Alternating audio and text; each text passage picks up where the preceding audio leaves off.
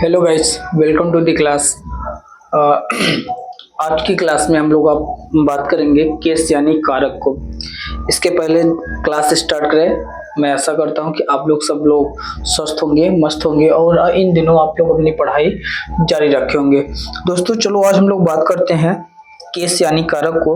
तो हम लोग सब फर्स्ट ऑफ ऑल समझने का प्रयास करते हैं कि व्हाट इज केस, केस किसे कहते हैं। जैसे कि आप लोग जानते हैं, हम कुछ भी चीज शुरुआत करते हैं, कोई भी चीज पढ़ते हैं तो फर्स्ट ऑफ ऑल हम जानने का प्रयास करते हैं कि केस क्या है यानी कारक क्या है। उसके डिफिनीशन को समझते हैं, उसके बारीकी डिफिनीशन को समझते हैं, उसके बाद देखते हैं कि ये केस कितने प्रकार के होते हैं। वन बाय वन सभी प्रकारों को हम लोग यहाँ पे स्टडी करने वाले हैं। तो दोस्तों चलो देखते हैं कि केस यानी कारक। कारक किसे कहते हैं कि कारक किसे कहते हैं। पहले फर्स्ट वन इंग्लिश में लिखेंगे, ए नाउन। डिफिनीशन लिखेंगे आप लोग मेरे साथ। ए noun functions, A noun function, A noun functions in, A noun functions in three ways, three ways in a sentence. A functions, a noun functions in three ways in a sentence, in a sentence as a, in a sentence as a subject, as a subject, an object, an object, and a noun functions in a three ways in a sentence as a subject, an object, and as possession, possession, possession with possession to a noun. possessions with order to noun, या to an order noun लिख लेंगे। as possessions with order to noun, with order to a, order to noun, order to a noun लिखेंगे, to a noun। ठीक है, with order to a noun, with order to this functions of noun, this functions, this functions of, this functions of noun is known as, is known as case, case। this functions, this functions of noun is known as case in English grammar, in English grammar। Okay guys, तो हमने क्या बताया कि case किसे कहते हैं। तो किसी वाक्य में, अब इसका हिंदी हम लोग लिख लेते हैं, किसी वाक्य में, किसी, आई होप आपको विजुअल होगा, किसी वाक्य में, किसी वाक्य में नाउन यानी संज्ञा तीन रूपों में कार्यान्वित, तीन रूपों में कार्य करती है, कार्यान्वित होती है, कार्यान्वित होती है, कार्यान्वित होती है। तीन रूपों में कार्य होती है। कौन कौन से? कर्ता के रूप में, कर्ता के रूप में, कर्म के रूप में, कर्म के रूप में, और अधिपत्य के रूप में। तो इसे केस कहते हैं। केस यानी कारक कहते हैं। सीधी सी बात है दोस्तों, एक बात याद रखना है, अगर ये सारी बातें नहीं याद रख पाना है तो एक बात याद रखना कि जब कोई नाउन किसी वाक्य में, जब कोई नाउन किसी वाक्य में अगर वह सब्जेक्ट के रूप में कार्य करे, ऑब्जेक्ट के रूप में कार्य करे या किसी दूसरे नाउन पे अपना आधिपत्य अधिकार का बात करता है तो उसे हम क्या बोलते हैं, कारक। यानी एक बात हमको ये पता चल रहा है, कोई नाउन हो तीन फॉर्म में प्रयोग किए जा सकते हैं, नाउन के तीन, मतलब वो एक ही नाउन हो वो डिफरेंट प्लेसेस पे उसके स्थान के आधार पे वो तीन स्थानों पर प्रयोग किए जा सकते हैं और इन्हीं तीनों स्थानों को अलग अलग जगह पर प्रयोग होना ही कारक कहलाता है। क्या कहलाता है दोस्तों, कारक कहलाता है। चलो अब हम लोग देखते हैं टाइप्स ऑफ केस, यानी हम लोग केस के प्रकार को समझने का प्रयास करते हैं। आई होप आप लोग लिख लिए होंगे। A noun functions in a three ways in a sentence as a subject and object and as position with order to a noun. This functions of noun is known as case in English grammar. ठीक है दोस्तों, तो चलो हम लोग देखते हैं कि केस कितने प्रकार के होते हैं दोस्तों। तो यहाँ पे आपको जैसे पता चल गया कि केस कितने प्रकार के होते हैं। केस तीन प्रकार के होते हैं। कितने प्रकार के होते हैं दोस्तों, केस तीन प्रकार के होते हैं। कौन कौन से लिखेंगे, हेडिंग डालेंगे, केस तीन प्रकार के होते हैं। फर्स्ट वन लिखेंगे सब्जेक्टिव केस, सेकंड वन लिखेंगे ऑब्जेक्टिव केस और थर्ड वन लिखेंगे दोस्तों, थर्ड वन लिखेंगे आपका, थर्ड वन लिखेंगे काइंड्स ऑफ केस, यानी कारक के प्रकार, कारक के प्रकार। क्या दोस्तों, कारक के प्रकार। फर्स्ट वन लिखेंगे आप, क्या लिखेंगे, सब्जेक्टिव केस। क्या लिखेंगे दोस्तों, subjective case, subjective case. Second one लिखेंगे आप ऑब्जेक्टिव केस दोस्तों, क्या लिखेंगे, ऑब्जेक्टिव केस। थर्ड वन लिखेंगे दोस्तों, थर्ड वन लिखेंगे आपका पजेसिव केस दोस्तों। कौन सा case, possessive case. First one को बोलते हैं, फर्स्ट वन को हिंदी में क्या बोलते हैं, कर्ता कारक, कर्म कारक और अधिपत्य कारक। क्या बोलते हैं इसको, कर्ता कारक, देख लीजिएगा, आई होप यही बोलेंगे, कर्म कारक, कर्म कारक। थर्ड वन लिखेंगे आपका अधिपत्य कारक, अधिपत्य या अधिकार कारक, अधिपत्य या अधिकार कारक। ओ दोस्तों, चलो अब हम लोग वन बाय वन समझने का प्रयास करते हैं। फर्स्ट वन हम लोग हेडिंग डालते हैं subjective case. First one heading डालेंगे सब्जेक्टिव केस। आई होप आप लोग लिख लिए होंगे। फर्स्ट वन मैंने लिखा, काइंड्स ऑफ केस में लिखा है सब्जेक्टिव केस, सेकंड वन है ऑब्जेक्टिव केस, थर्ड वन है पजेसिव केस। ओके, तो चलो हम लोग देखते हैं कि सब्जेक्टिव केस क्या होता है, उसको हम लोग समझने का प्रयास करते हैं। तो इसको मैं रफ करता हूँ, उसके बाद फिर स्ट्रेस वन हेडिंग डालते हैं, तो हम लोग सीखने और समझने का प्रयास करते हैं।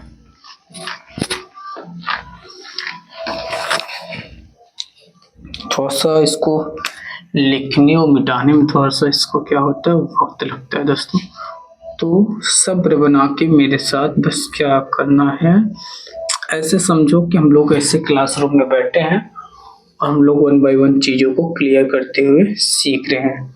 फर्स्ट वन लिखेंगे सब्जेक्टिव केस। क्या लिखेंगे, व्हेन, क्या लिखेंगे, when a noun, when a noun function as a subject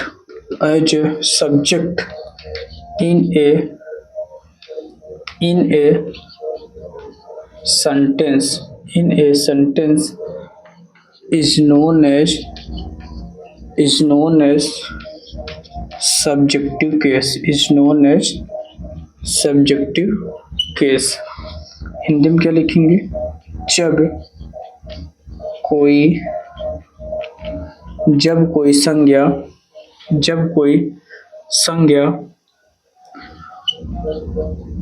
कर्ता जब कोई संज्ञा किसी वाक्य में से लिखेंगे, जब कोई संज्ञा किसी वाक्य में जब कोई संज्ञा किसी वाक्य जब कोई संज्ञा किसी वाक्य में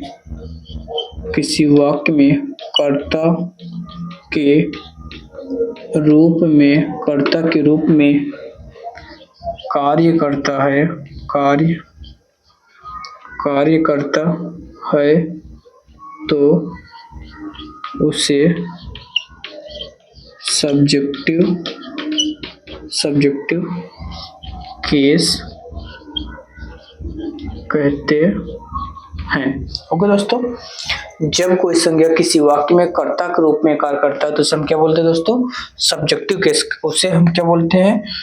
सब्जेक्टिव केस लिखते हैं और बोलते हैं। देखो फर्स्ट जैसे हम लोग एग्जांपल देखें, अगर अशोक ने कलिंग पे आक्रमण किया, अगर हम लिखें अशोक ने कलिंग पर आक्रमण किया तो क्या लिखेंगे? अशोका अटैक्ड ऑन कलिंगा या कलिंग। तो यहाँ पे दोस्तों अशोक जो है यहाँ पे कैसा केस है? सब्जेक्टिव केस है। कैसा केस है दोस्तों? सब्जेक्टिव केस है। तो यही हमको समझने की जरूरत थी कि अब अशोक क्या है? नाउन है ना, किसी का नाम है। तो यहाँ पे अशोक जो है कि एज ए सब्जेक्ट के फॉर्म में प्रयोग हुआ है, इसलिए ये दोस्तों अशोक यहाँ पे क्या हो गया? आपका सब्जेक्टिव केस हो गया। अगर हम कलिंगा को देखेंगे तो ये आपका क्या हो जाएगा दोस्तों? ऑब्जेक्टिव केस हो जाएगा। क्या कौन सा केस हो जाएगा? ऑब्जेक्टिव केस हो जाएगा दोस्तों। आई होप आपको नहीं दिख रहा होगा, फिर भी हमने बोल दिया है कि कलिंगा यहाँ पे, क्योंकि ऑब्जेक्ट के फॉर्म में कलिंग किसी स्थान का नाम है और स्थान आपका नाउन होता है, इसलिए आपको यहाँ पे कलिंगा कैसा केस है दोस्तों? ऑब्जेक्टिव केस है। कैसा केस है? ऑब्जेक्टिव केस है दोस्तों। तो चलो देखते हैं सेकंड और हम लोग केस को समझने का प्रयास करते हैं। सेकंड और लिखते हैं when a noun functions as an object, यहाँ पे लिख देते हैं दोस्तों। उसके बाद फिर डिट्टो सब कुछ क्या होगा? सेम होगा। as an object और हम यहाँ पे बना देते हैं, आपको आप लोग लिख लेंगे ऑब्जेक्टिव केस। कौन सा केस दोस्तों? Objective case. Okay. When a noun functions as an object in a sentence is known as objective case. जब कोई वाक्य में जब कोई संज्ञा किसी वाक्य में कर्म के रूप में, किसके रूप में? कर्म के रूप में कार्य करता है तो उसे ऑब्जेक्टिव केस बोलते हैं। क्या बोलते हैं दोस्तों? ऑब्जेक्टिव केस कहते हैं। देखो मैंने आसानी से बना दिया, लेकिन आप लोग क्या करेंगे? लिखेंगे ऑब्जेक्टिव केस, हेडिंग डालेंगे। सेकंड वन आपका है ऑब्जेक्टिव केस हेडिंग डाल के लिखेंगे when a noun functions as an object in a sentence is known as objective case. जब कोई संज्ञा किसी वाक्य में कर्म के रूप में कार्य करता है तो उसे ऑब्जेक्टिव केस कहते हैं। तो जैसे हमने एग्जांपल लिखा, अशोक ने कलिंग पे आक्रमण किया। Ashoka attacked on Kalinga. अशोक यहाँ पे सब्जेक्ट के फॉर्म में प्रयोग हुआ है, सब्जेक्ट के रूप में प्रयोग हुआ है, इसलिए अशोक इस वाक्य में सब्जेक्टिव केस होगा। और कलिंग भी अपने आप में एक नाउन है जो किसी स्थान का नाम है, तो यहाँ पे कलिंग कैसा केस होगा? ऑब्जेक्टिव केस होगा दोस्तों। तो सेकंड वन हम लोग देख लेते हैं। जैसे हमने कहा भगवान कृष्ण ने अर्जुन को कुरुक्षेत्र में उपदेश दिए। आई होप ये लिख लिए होंगे, तो मैं यहाँ से रफ करता हूँ, सेकंड वन एग्जाम्पल देखते हैं, उसके बाद हम लोग लास्ट वन देखते हैं, क्लास को अपने एंड की तरफ लेके चलते हैं दोस्तों। एक एग्जाम्पल और देख लेते हैं, उसके बाद फिर आप, इसमें बहुत ज्यादा कुछ नहीं है लेकिन फिलहाल देख लेते हैं सब्जेक्टिव ऑब्जेक्टिव केस क्या है होता है, बाकी आप लोग समझ गए होंगे। मैं आशा करता हूँ कि आप लोग सारी बातें बारीकी से समझ रहे होंगे। अगर आपको किसी को कोई कंफ्यूजन होता तो आप क्या करेंगे, कमेंट में लिखेंगे, तो मैं कमेंट में आपको रिप्लाई जरूर दे दूंगा। ठीक है, अगर कोई प्रॉब्लम होती है कॉन्सेप्ट में कोई कुछ होगा तो आप जरूर बताएं मुझे। तो जैसे अगर मैं बोलूं भगवान कृष्ण ने, एग्जाम्पल लिखते हैं, भगवान कृष्ण ने अर्जुन को उपदेश दिए। दूसरे दिन लिखते हैं, तो क्या लिखेंगे, लॉर्ड कृष्णा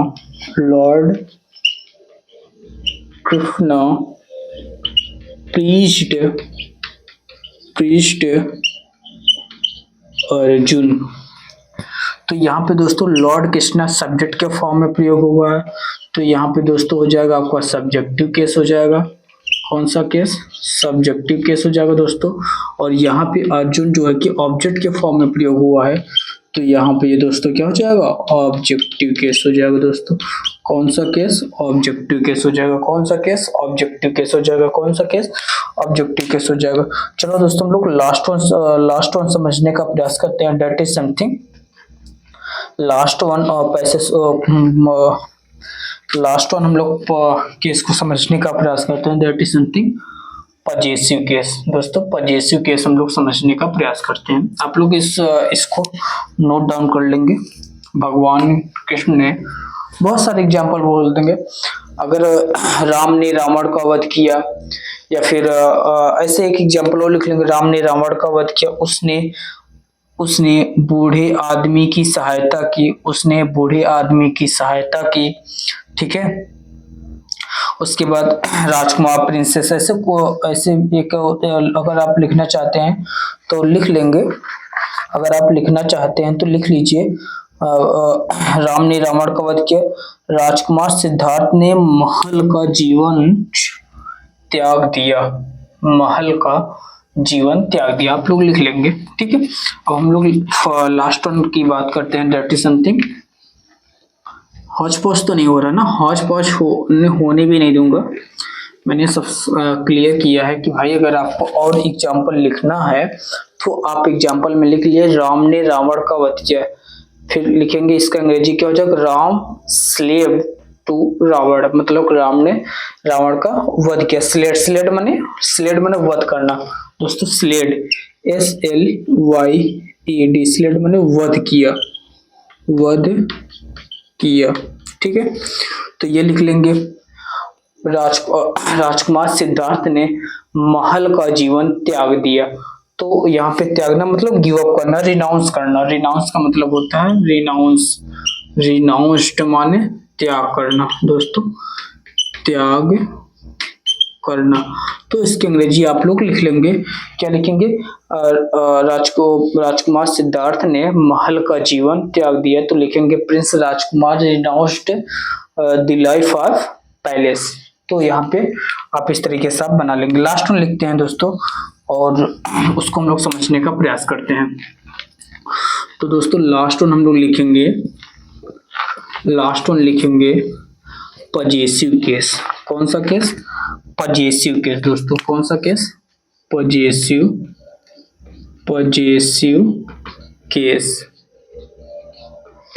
केस। तो क्या लिखेंगे, that noun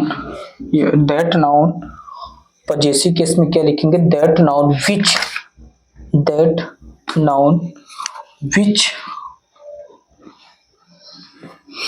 when a noun, ऐसे लिखेंगे, ठीक है, when a noun make a make a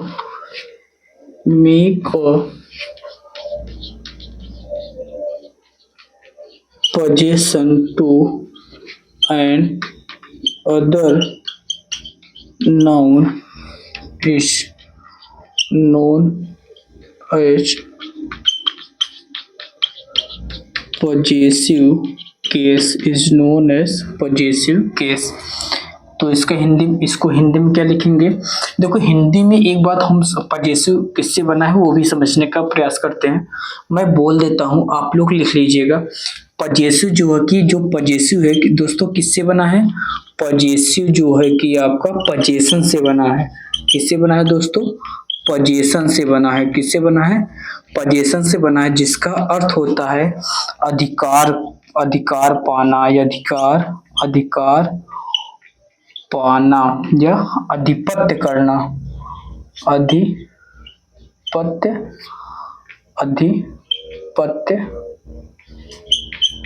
करना या अपने अधीन करना। क्या होता है दोस्तों? अधीन करना। तो पजेसिव किससे बना दोस्तों? पजेशन से। पजेशन का मतलब होता है किसी दूसरे नाउन को अपने अधीन करने, उस पर अधिकार जताना या आधिपत्य बनाना। तो ऐसे तो पजेशन दोस्तों लिखेंगे पजेसिव पजेशन से बना है, जिसका अर्थ होता है अधिकार पाना या आधिपत्य करना या फिर अधीन करना, किसी नाउन को अधीन करना। तो दोस्तों यहाँ पे देखेंगे, अब इसको लिखेंगे, इसका हिंदी में लिख लेंगे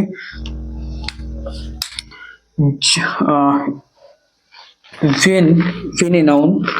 तो इसके हिंदी में लिखेंगे जब कोई संज्ञा किसी दूसरी संज्ञा पे अधिकार जताता है। जब कोई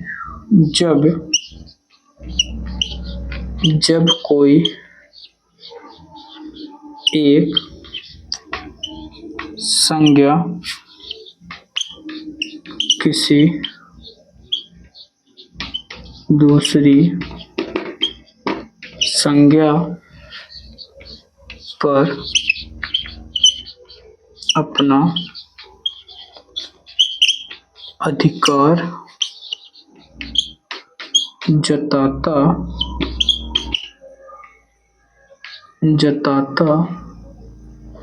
है तो उसे पजेसिव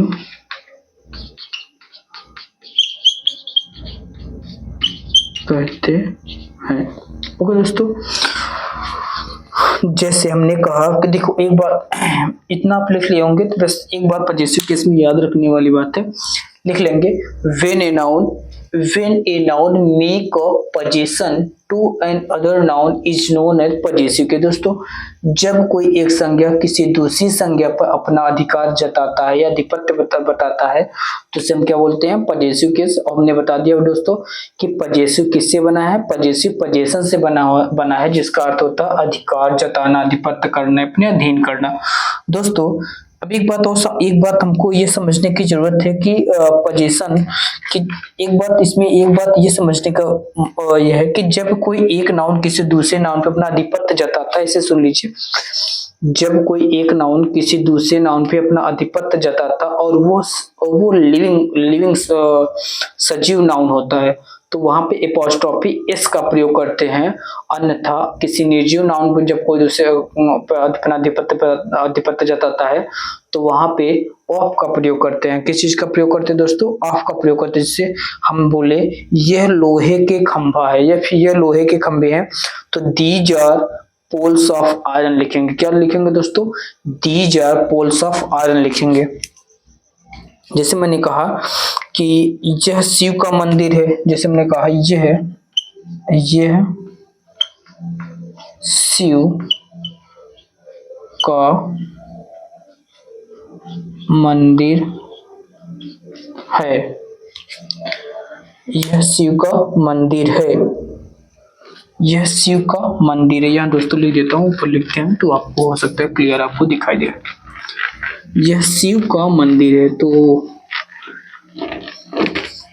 लिख लेंगे। लिखिए मैं बोल देता हूँ, आप लोग लिखिए मेरे साथ। लिखेंगे जब कोई नाउन किसी दूसरे नाउन पर आधिपत्य जताता हो और वह सजीव हो तो वहां पे एपॉस्ट्रॉफी एस का प्रयोग करते हैं।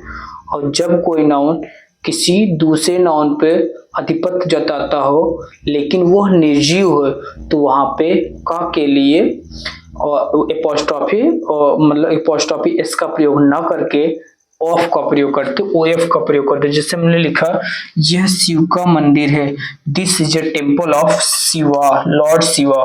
क्या लिखेंगे दोस्तों इसकी अंग्रेजी? This is a temple of Lord Shiva. क्या लिखेंगे दोस्तों? अब तो यहाँ पे किसका टेम्पल है? ऑफ का। तो यहाँ पे ऑफ क्या कर रहा है आपका? पजेसिव केस हो जाएगा दोस्तों। कौन सा केस हो जाएगा आपका? यहाँ पे ऑफ जो है कि शिव के मंदिर पर अपना आधिपत्य स्थापित कर रहा है, इसलिए क्या है यहाँ पे टेम्पल ऑफ लॉर्ड शिव, यानी किसका मंदिर है? किसका मंदिर दोस्तों? लॉर्ड शिवा का मंदिर है। इसलिए यहाँ पे एपॉस्ट्रॉफी एस का प्रयोग ना करके किस चीज का प्रयोग करेंगे हम? एस, क्योंकि मंदिर क्या है आपका?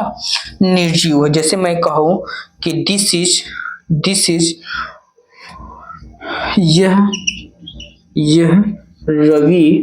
यह रवि का किताब है, तो रवि यहाँ पे क्या है? सजीव है। यहाँ पे दोस्तों क्या है? रवि कैसा है आपका? सजीव है। तो लिखेंगे यहाँ पे this is a Ravi's apostrophe इसका प्रयोग करें, रवीज बुक। ओके दोस्तों, तो वहां यहाँ पे एपॉस्ट्रॉफी एस का प्रयोग करेंगे। किस चीज का प्रयोग करेंगे? एपॉस्ट्रॉफी एस का प्रयोग करेंगे। तो यही बात आपका पोजीशन में सीखना होता है कि जब कोई नाउन सजीव होता है और वो किसी दूसरे नाउन पर अपना अधिकार स्थापित करता है तो एपॉस्ट्रॉफी एस का प्रयोग करते हैं। और वही अगर जब कोई नाउन निर्जीव हो किसी दूसरे नाउन पर अपना आधिपत्य स्थापित करता है तो वहां पे एपॉस्ट्रॉफी एस का प्रयोग न करके बल्कि ओ एफ यानी ऑफ का प्रयोग करते हैं दोस्तों। तो यहाँ से ये सब्जेक्ट आपका यहाँ से ये आपका केस का चैप्टर समाप्त होता है। जब हम लोग नेक्स्ट वीडियो में मिलेंगे तो हम लोग बात करेंगे रूल्स ऑफ नाउन के।